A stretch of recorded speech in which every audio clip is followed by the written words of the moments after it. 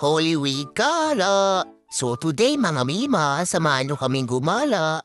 First time namin dito, sigurado mag-enjoy tayo.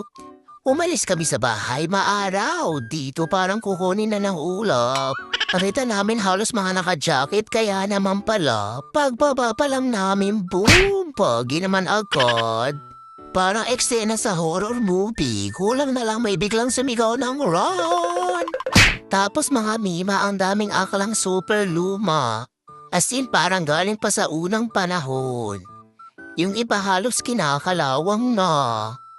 Parang pag hinawakan mo may chance na maging pirate ka bigla. Parang nasa One Piece season finale ka na. Napaisip tuloy ako.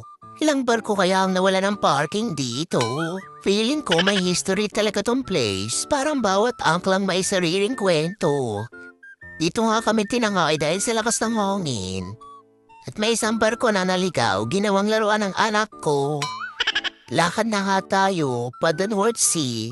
Iniwan na nga tayo ng mga kasama ko. Mga nagbabadali, paano, marami rin din kasi nag-fishing dito. Baka sakali mabigyan kami ng salmon. Malakas ang alon. Mga mima, hindi lang siya alon, parang may kaway siya.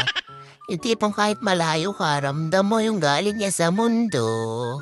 Para kasing may paparating na bagyo, so kami habang naglalakad pa isang next stop pa Norway na tayo. Kasi facing daw to sa Norway, talaga ba? So konti na lang baka pre-travel na kami, courtesy o pahangin. Naisipan na nga namin bumalik dahil wala na nga kaming mahinging isda dahil wala naman din silang huli. Puti na lang may restaurant, so syempre kain muna bago liparin. Priorities natin, mima yarn. Nakapag-ice cream pa nga kami kahit malamig. At kahit ganitong pagi, windy, malamig, masaya namang kami. Yes, kahit mukha na kaming frozen fish.